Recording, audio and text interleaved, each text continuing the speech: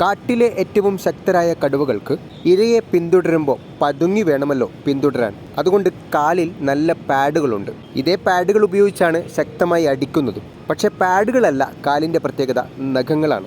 ഏതാണ്ട് 4 ഇഞ്ച് വരെയുള്ള കൂർത്ത 4 നഖങ്ങളാണ് മുൻകാലുകളിലുള്ളത്. പെരുവിരലിന് സമാനമായി പ്രവർത്തിക്കുന്ന ഒരു നഖം കൂടെ കടുവയുടെ മുൻകാലുകളിലുണ്ട്. ആ നഖത്തിന് പറയുന്ന പേരാണ് ഡ്യൂക്ലോ.